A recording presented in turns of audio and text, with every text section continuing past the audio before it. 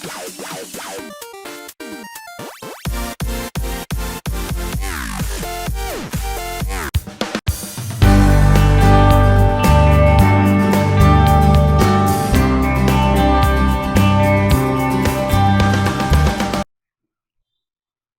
YouTube chess lovers and my friends, this is Gunjan here. Welcome to the 30th episode of my chess trap series. In this episode, I'm going to show you one of the high profile trap in the French exchange variation from the white perspective. The opening arises after the following move order: e4, e6, d4, d5.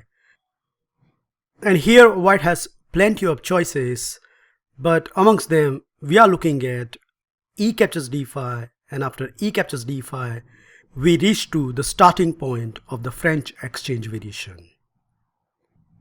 Now this opening is very common amongst beginner to intermediate level and especially below 1600 tournament practice.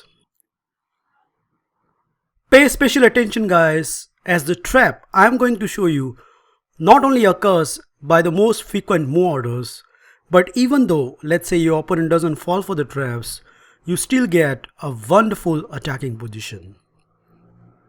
Here, white should start with knight to f3, and it doesn't matter whether your opponent continue with bishop to d6 or knight to f6. Let's say in this game, black continue with bishop to d6. And after that, my recommendation is you should play this aggressive move c4, immediately hitting black's center. Well, black is more than happy as he is going to take this pawn, and after bishop captures c4, black can argue that he has created an isolated queen pawn in the white camp, which can be a clear-cut target in the middle game. That's true, but the other side of the coin is white get a free piece play, and that we are about to see. First, it's all about king safety, so very naturally both the side will take out the king side piece and then castle on the king side. Well, afterwards white will continue with knight to c3, and generally speaking you play this move after the move h3, as this bishop to g4 pin is very annoying, and no wonder your opponent's eyes will literally lit up as he can play the move bishop to g4, pin down the knight, and also putting pressure on the d4 square. Okay, no issues, we are going to hit back this bishop with h3, and very naturally black would like to keep that pin, so bishop to h5. Here white has tried various responses, but I am going to propose this aggressive move g4, hitting the bishop one more time. Well, obviously here knight captures g4 doesn't work. The simple reason is after h captures g4 and bishop captures g4, white can simply play queen to d3, unpin the knight, and even though black has 2 pawns against a piece, I don't think so there is enough compensation.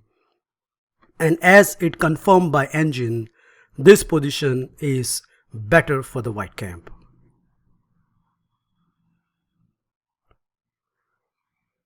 So that means here black response is force. Black has to play bishop to g6, and after that white reveal his cunning idea behind playing the move h3 g4.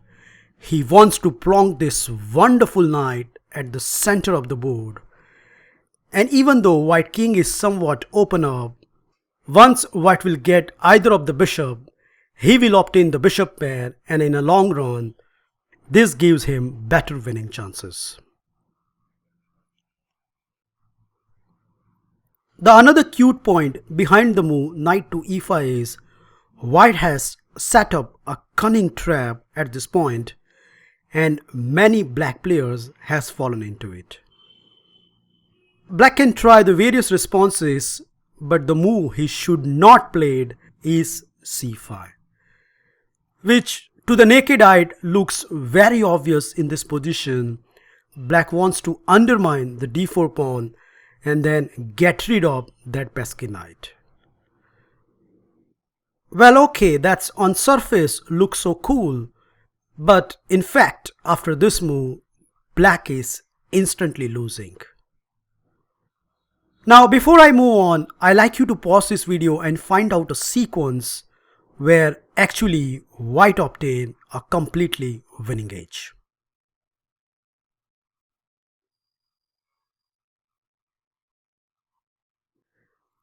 Okay then, let's see how this wonderful trap springs up.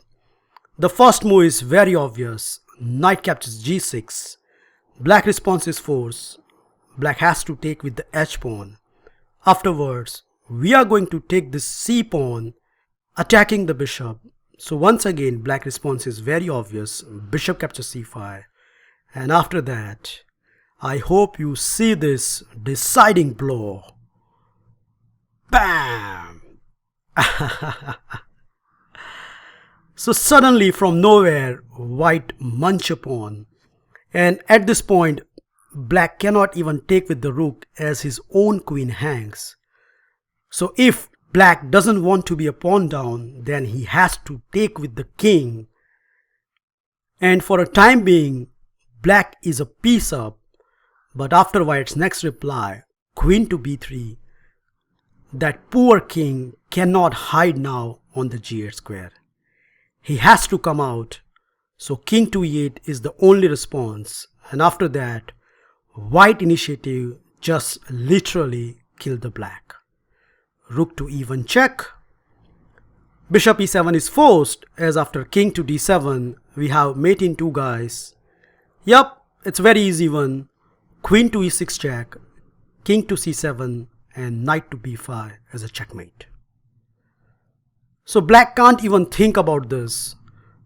Bishop to e7, and now comes the whole point behind this cute trap. White has this winning move in the picture, bishop to f4. And no matter however black wriggles, this game will not last long. White has a simple idea. He wants to play rook to d1 and then bishop to d6. And in some lines, if it's required, then knight to d6 also comes with a devastation. All in all, I can say, even though black is a piece up, his king will hardly survive in the upcoming moves.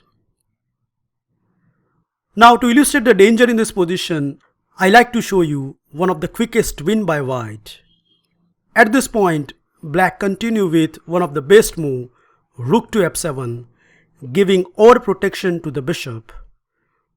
White continue with very naturally rook to d1, attacking the queen, and after queen to b6, black thought that if the queen will be exchanged, then he is right back in the game. But what he missed is white's lethal reply. Boom! So now not only queen is attacked, but white is clearly threatening rook to d8 checkmate. So black response is very obvious. Black has to take this bishop, and after that the sequence is pretty obvious.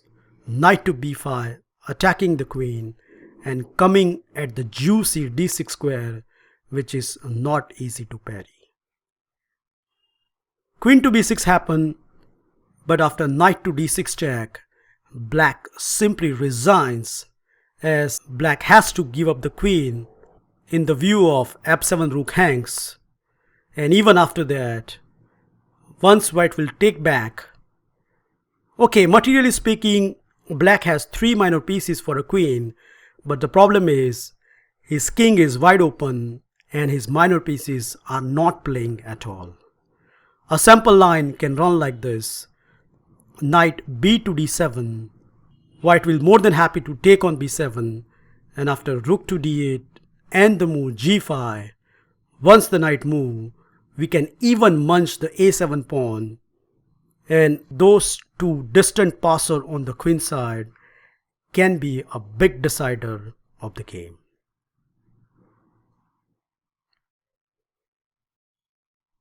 That's it guys. I hope you enjoy and learn this wonderful mini trap in the French exchange variation. Once your opponent play the move c5, then he is literally asking for the trouble, as white has this lethal winning move, bishop captures f7, which can literally kills the black on the spot. Well, thank you for watching this video. Feel free to like, subscribe and comment, and I'll meet you in my next episode very soon. Bye and take care.